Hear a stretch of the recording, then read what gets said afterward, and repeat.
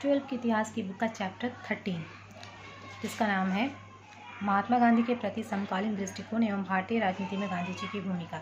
इस चैप्टर में हम महात्मा गांधी के विचारों को देखेंगे, उनके राजनीति में उनकी क्या भूमिका रही वो देखेंगे। तो एक वीडियो इसमें अपलोड किया जा चुका है जिसमें हम लोगों ने महात्मा गांधी के विचारों को देखा था कि महात्मा गांधी के विचारों पर किन लोगों का प्रभाव पड़ा और महात्मा गांधी की जीवनी को हमने देखा था।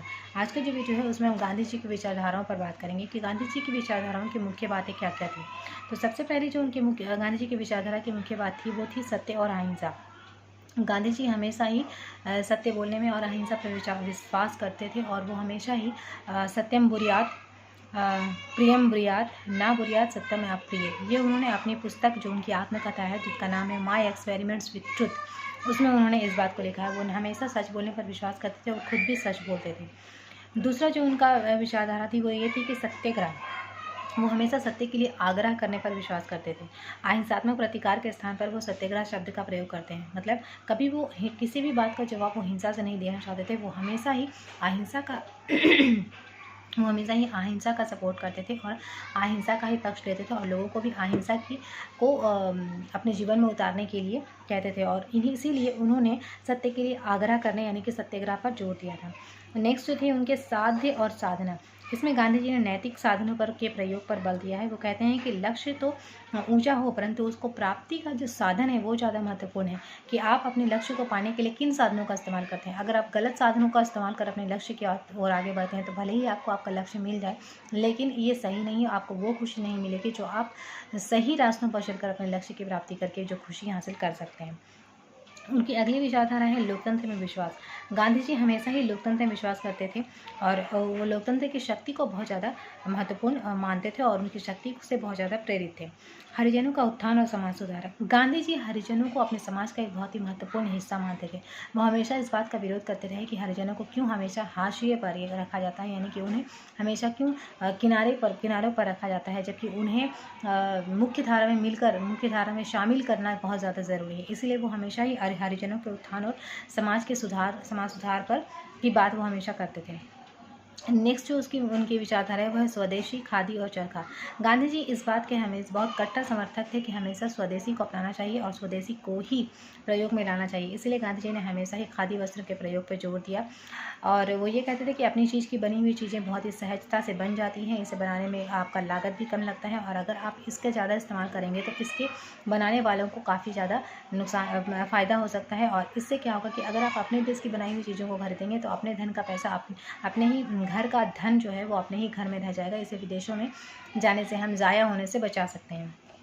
नेक्स्ट उनकी विचारधारा की अहम जो बात है वो है हिंदू मुस्लिम एकता पर बल। गांधी जी हमेशा हिंदू मुस्लिम एकता के पर बल देते थे। वो हिंदू, मुसलमान, सिख, पारसी सभी संप्रदायों को एकता के सूत्र में बांध कर रखना चाहते थे और इसीलिए जिन्ना के नो नेशन थ्योरी से वो कभी सहमत नहीं हुए, 2 नेशन थ्योरी से वो कभी सहमत नहीं हुए थे और भारत के विभाजन का वो अंत तक विरोध करते रहे। अब हम थोड़ा सा देख लेंगे कि गांधी जी तो जब दक्षिण अफ्रीका में रहे तो उस बीच उन्होंने क्या किया। महात्मा गांधी ने इंग्लैंड से वकालत की शिक्षा ग्रहण की थी और 1893 ईस्वी में जब वे 24 वर्ष की आयु में दक्षिण अफ्रीका गए थे तो डरबन के एक व्यापारी जो भारत के ही थे, उनका नाम अब्दुल्ला था, ये नाम याद रखना, उनका नाम अब्दुल्ला था। उनके बुलाने पर वे डरबन गए थे। दक्षिण अफ्रीका में बहुत से भारतीय रहते थे जो कृषि श्रमिकों के रूप में वहाँ गए थे। कुछ व्यापारी भी दक्षिण अफ्रीका से चले गए जिनमें मेमन मुसलमान अधिक थे। इन भारतीय व्यापारियों व कृषक श्रमिकों के साथ वहाँ के जो गोरे लोग थे वो बहुत ज़्यादा अत्याचार करते थे, उन पर उनके साथ अन्यायपूर्ण व्यवहार करते थे। तो नस्लवाद के इन अत्याचारों को गांधी जी ने अनुभव किया था और स्वयं भी इसके शिकार हुए थे। जब प्रिटोरिया जाते समय उन्हें प्रथम श्रेणी के डिब्बे का टिकट लिया था और इसके बावजूद उन्हें 3rd क्लास में भेजने के लिए उन्हें अपमानित करके वहाँ से उतारा गया था। दक्षिण अफ्रीका में जो ये उनके अनुभव थे वो काफ़ी कटु थे और इनका सामना उन्हें करना पड़ा था। तो इन सभी घटनाओं से गांधी जी को भारतीयों पर हो रहे अत्याचारों का भी अंदेशा हो गया था। महात्मा गांधी ने भारतीय जनता से अपील की कि वे अन्याय और अत्याचार के खिलाफ हमेशा डटकर मुकाबला करें। उन्होंने समाचार पत्रों के माध्यम से नस्लवाद के विरुद्ध आवाज़ बुलंद की थी और भारतीयों को संगठित किया था, उन्हें नैतिक बल से लड़ने के लिए प्रेरित किया था। 1894 ईस्वी में निटाल भारतीय कांग्रेस की स्थापना दक्षिण अफ्रीका में ही उन्होंने कर ली थी और इसके साथ ही एक इंडियन ओपनिंग समाचार पत्र भी निकाला था। 1906 ईस्वी में एक नया कानून सामने आया था। भारतीयों को पंजीकरण कराना तथा परिचय पत्र को अपने पास रखना जरूरी था। इस कानून की सर्वदा निंदा की गई थी और गांधी जी ने इसके विरुद्ध सत्याग्रह किया था। उन पर बहुत अत्याचार किया गया, उन्हें जेल में रखा गया, परंतु उन्होंने अपनी नैतिक शक्ति नहीं छोड़ी और गांधी जी का यह सत्याग्रह तीव्र गति से भारतीयों में फैल गया। मतलब गांधी जी दक्षिण अफ्रीका में जो भी कर रहे थे उसकी सारी खबर यहाँ के भारतीयों को हो ही रही थी और गांधी जी का यह सत्याग्रह तीव्र गति से भारतीयों में फैल ही रहा था। इस प्रकार उन्होंने नैतिक शक्ति के माध्यम से जनता के मन में सरकार का भय निकालकर उनसे नैतिक शास्त्र से लड़ने का जज्बा पैदा कर दिया था। 1908 ईस्वी में सरकार ने भारतीयों के प्रवेश रोकने व जो भारतीय पहले से थे वहां पर उन्हें निकालने की नीति बनाई थी। पुनः गांधी जी ने संघर्ष किया, गांधी जी को फिर से जेल में डाला गया। इससे भारतीयों के काम व उनके व्यवसाय बंद हो गए।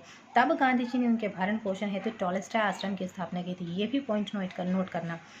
इस तरह दक्षिण अफ्रीका की सरकार को गांधी जी के सामने झुकना पड़ा और नैतिक बल की विजय हुई और सरकार को कई अपमानजनक कानूनों का सामना करना पड़ा।